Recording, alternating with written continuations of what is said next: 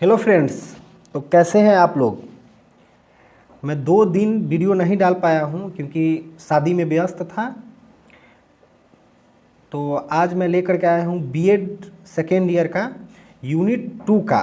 ठीक है, ये 16 नंबर में पूछा जाएगा और ये कुरुक्षेत्र यूनिवर्सिटी ही नहीं, अदर और भी यूनिवर्सिटी में ये क्वेश्चन हम देखे हैं, बार बार पूछा जाता है। ये मोस्ट वीवीआई है। ठीक है, इसको आप लोग अच्छे से देख लीजिए और अच्छे से समझ लीजिए और इसी तरीक़ा से जैसे हम लिखे हैं ना, इस सेम टू सेम ऐसे ही लिखना है। ठीक है, तो चलिए वीडियो में हम आगे बढ़ते हैं। आगे बढ़ने से पहले आप चैनल सब्सक्राइब नहीं किए हैं तो कर लीजिए। ठीक है, देखिए क्वेश्चन है, अनुदेशात्मक उद्देश्यों 2001 के संशोधित वर्गीकरण के अनुसार सीखने के क्षेत्र क्या है। देखिए ऐसा क्वेश्चन जैसे आप देखिएगा, संशोधित 2001 है ना, आप इस टाइप से ही लिखिएगा। ठीक है, अब उसमें बहुत सारा बात कहता है, अब हम पूरा उसको लेकर के बढ़िया से बनाए हैं। अब ऐसे ये क्वेश्चन हमें लगा है ये क्वेश्चन बार बार पूछा गया है, इसलिए हम इसी क्वेश्चन को लिए हैं। इस क्वेश्चन के पैटर्न पे हम अपना आंसर लिखे हैं। हालांकि क्वेश्चन में थोड़ा बहुत चेंज रहता है तो आप ये लिख सकते हैं। ठीक है, चलिए ऐसे ही लिखना है। इंट्रोडक्शन, उसके बाद है, हम जानते हैं कि आज के इस वर्तमान समय की शिक्षा प्रणाली बाल केंद्रित है, जिसमें बच्चों के सभी पक्षों को ध्यान में रखा जाता है, उसके रुचि, आवश्यकता आदि को ध्यान में रखकर शिक्षा दिया जाता है। आप समझ ही रहे हैं, जो आज का जो वर्तमान समय का जो भी शिक्षा प्रणाली है वो बाल केंद्रित है। अब बच्चे को आप बुरा भला नहीं कह सकते हैं, बच्चे को आप शारीरिक मानसिक दंड नहीं दे सकते हैं, उसको किसी प्रकार का मुर्गा मुर्गी जो बनाना होता था वो आप नहीं बना सकते हैं। ठीक है, उसके रुचि को, वो किस चीज़ में इंटरेस्ट ले रहा है उसका ध्यान आपको रखना है, वो उसको क्या चीज़ का ज़रूरत है इसका ध्यान आपको रखना है, तब आप अच्छे शिक्षक बन पाइएगा, नहीं तो अच्छे शिक्षक नहीं हैं आप। ठीक है, चलिए आगे बढ़ते हैं। बेंजामिन ब्लूम अमेरिका के मनोवैज्ञानिक थे, जिन्होंने 1956 ईस्वी में शैक्षिक उद्देश्यों का वर्गीकरण किए थे। वर्तमान के शिक्षा ब्लूम के वर्गीकरण पर आधारित है। जैसे एक अध्यापक पढ़ाने से पहले उससे जुड़े ज्ञानात्मक, बोधात्मक और भावात्मक, दोनों एक ही है, एवं क्रियात्मक उद्देश्यों का चयन करे। यह सब ब्लूम का ही दिया हुआ है।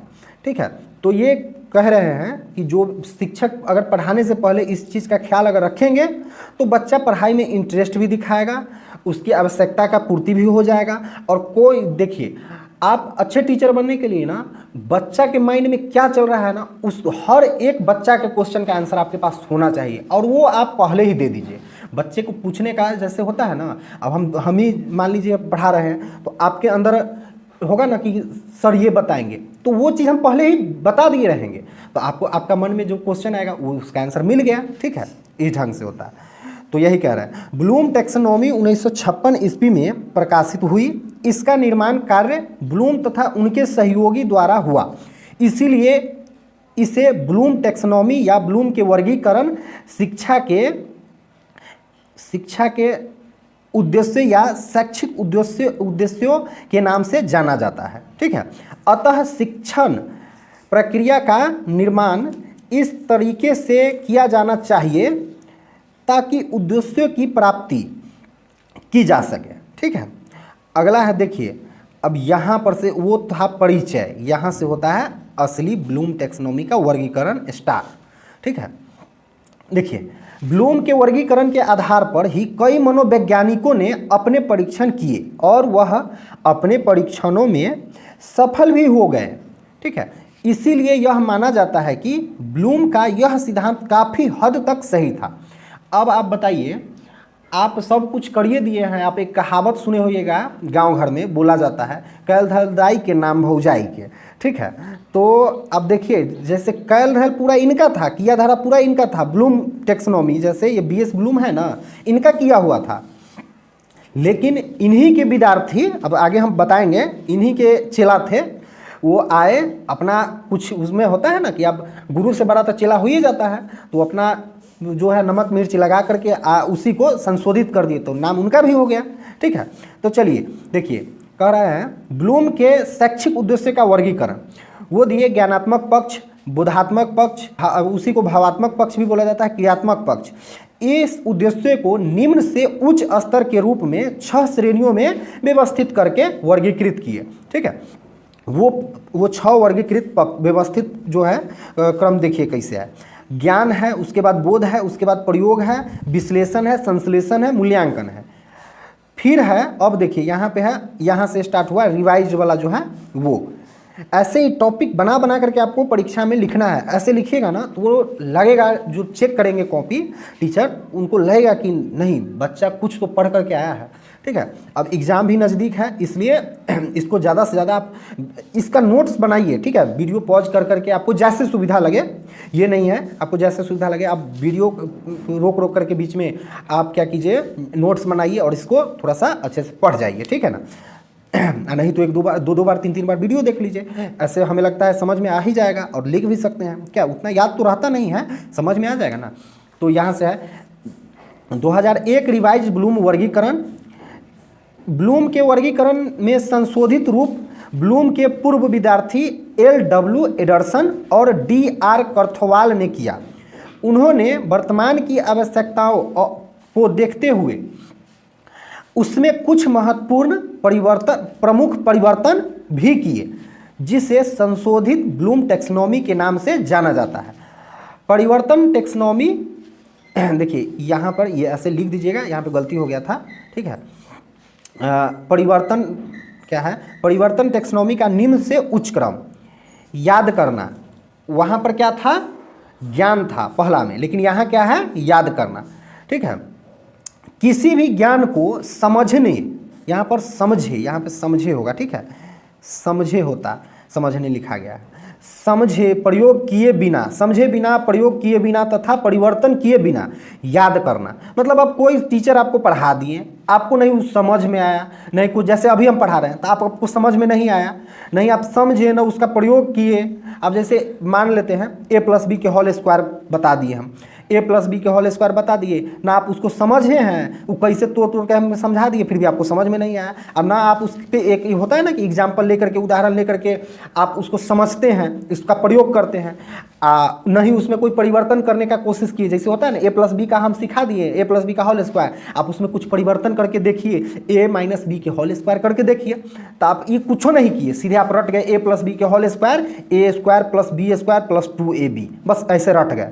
तो यही होता है याद करना। ठीक है, अब अगला है अवबोध, समझ। ठीक है, ये कह रहे हैं प्राप्त किए गए ज्ञान को उपयोग कब, कहाँ और कैसे करना है, यह किसी व्यक्ति के लिए तभी संभव है जब वह प्राप्त किए गए ज्ञान को सही तरीके से समझे। ठीक है, अब इसमें क्या हो रहा है, समझ आप प्रयोग कब कीजिएगा, जब आपको, जैसे A+B का होल स्क्वायर हम बता दिए, तो आप प्रयोग कब कीजिएगा, जब आपको उस समझ में आएगा तभी ना। आप मान लीजिए कि A की जगह पे आप 2 ले लीजिए, B की जगह पे 3 लेकर के आप यूज करके देखिएगा। ठीक है, तो उसको पहले समझना पड़ेगा बढ़िया से। ठीक है, तो वही ये कह रहा है। अब आगे है प्रयोग, यानी अप्लाई, लागू करना कह लीजिए, प्रयोग कह लीजिए, सब एक ही है, आप इंग्लिश में याद रखिएगा अप्लाई। तो जब ज्ञान समझ आ जाए, यहाँ पे होता, ठीक है, समझ आ जाए, यहाँ लिख लीजिएगा आ जाए। ठीक है, आ जाए, गलती लिखा गया है, आप देख लीजिएगा अपने से अच्छे से। जब ज्ञान समझ आ जाए, ठीक है, यहाँ बीच में आ जाए लिखा था, आ जाए कि ज्ञान का प्रयोग कब, कहाँ और कैसे करना है। जब ज्ञान समझ आ जाए कि ज्ञान का प्रयोग कब, कहाँ और कैसे करना है, तो उस ज्ञान का सही समय पर उसको प्रयोग करना या लागू करना, यही होता है लागू करना। ठीक है, अब आगे देखिए विश्लेषण, किसी ज्ञान का प्रयोग करने के बाद उसे तोड़ना, उसे छोटे छोटे भागों में विभक्त करना। अब जैसे A+B का होल स्क्वायर, हम आप कहिएगा जो A+B के होल स्क्वायर सब में एग्जाम्पल ले रहे हैं। देखिए होता क्या है, हर चीज़ में आप एक तरीका का उदाहरण, जैसे अभी है, हम हर चीज़ पे एक एक उदाहरण वही तरीका का, उसी को उलट पलट करके हम आपको बता रहे हैं ना, तो शायद हो सकता है समझ में आ जाए। अब हम हर अलग अलग डिफरेंस उदाहरण लेंगे ना, तो आप कन्फ्यूज आ जाइएगा। ठीक है ना, तो इससे अच्छा है कि हम एक ही उदाहरण ले रहे हैं। आप a प्लस बी का होल स्क्वायर हम बता दिए, आप उसको तोड़िए जोड़िए बढ़िया से एकदम तोड़ करके आप देखिए कि क्या आप उसको आपको समझ में आ गया कि नहीं। वो तो यही होता है, आप किसी ज्ञान, जैसे कोई चीज़ ज्ञान आपको समझ में आ गया तो उसको तोड़ करके देखिए। माइनस बी का होल स्क्वायर बना लीजिएगा कि a प्लस बी का होल क्यों बना लीजिएगा, देखिएगा, तोड़िएगा तब ना, ठीक है। उससे आप कैसे हुआ ये सब आपको सोचना है। जैसे होता है ना, आप समझ में आ गया है फिर भी उसको मतलब नीचे से ऊपर ले जा रहे हैं, ऊपर से नीचे ला रहे हैं, इस ढंग से तो विश्लेषण हो जाता है, ठीक है। अब है मूल्यांकन। मूल्यांकन में क्या कह रहा है, विश्लेषण करके उसका मूल्यांकन करना कि जिस उद्देश्य से उसकी प्राप्ति की गई है वह उस उद्देश्य को प्राप्त कर रहा है या नहीं, इसका पता मूल्यांकन कर हम लगाते हैं, ठीक है। अब अगला है सृजन या रचना। मूल्यांकन करने के बाद उस स्मरण में एक नई विचार का निर्माण करना जिससे एक नई विचार की रचना हो सके। देखिए, आप कोई चीज़ आप अपना ही आंक लीजिए कि हमको ये आ रहा है कि नहीं आ रहा है, उसमें आप नया खोज दिए कुछ, तो वही होता है रचना करना, सृजन करना, क्रिएट करना, ठीक है ना। अब अगला है ब्लूम की 1956 की और 2001 की टेक्सोनॉमी। वही हम बता रहे थे ना, अब इससे पहले भी आप हम बता ही दिए हैं, लेकिन ऐसे लिख करके आप चलिएगा ना थोड़ा अच्छा लगेगा। देखिए, पहला है ज्ञान, बोध, प्रयोग करना, विश्लेषण, संश्लेषण, उसके बाद है मूल्यांकन। 2001 में देखिए क्या है, इसमें है याद करना, समझना, प्रयोग करना, विश्लेषण करना, मूल्यांकन करना, रचना करना, ठीक है। उससे थोड़ा सा अलग दिए। वो था क्या, वो संज्ञा पे ध्यान देते थे, संज्ञान पे ध्यान देते थे, यहाँ पे काम पे ध्यान देते थे, ठीक है। अब है सीखने का क्षेत्र तथा भिन्नता। अब देखिए, ऐसे ही आप लिख दीजिएगा ना तो अच्छा रहेगा। अब 2 पेन का कम से कम यूज कीजिएगा, ब्लैक ब्लू का, ठीक है ना, तो अच्छा रहेगा एग्जाम में। अब है देखिए, वे दोनों अपने अपने वर्गीकृत निम्नलिखित प्रकार से भिन्नता दिखाए, ठीक है। पहला है, देखिए ये पहला है मूल टेक्सोनॉमी। जो मूल टेक्सोनॉमी मतलब जो पहले 1956 में जो BS ब्लूम जी दिए थे, वो संज्ञान पर जोर देती है, परंतु संशोधित यानी जो 2001 में ये संशोधित है ना, ये 2001 में जो आई, उन्हीं के विद्यार्थी जो चेला लेकर के आए वो संशोधित, तो वो कार्य पर ज़्यादा जोर दिए, ठीक है। अब आगे है दूसरा है ज्ञान। ज्ञान के स्थान पर याद करना, अवबोध के स्थान पर समझना आदि में परिवर्तन कर दिया। अब देखें ना कि हम वो अभी बताए हैं ना कि वो क्या किए, ज्ञान के जगह पे ला दिए याद करना, बोध के जगह पे ला दिए समझना, प्रयोग के जगह पे वो प्रयोग ही रखे, ठीक है।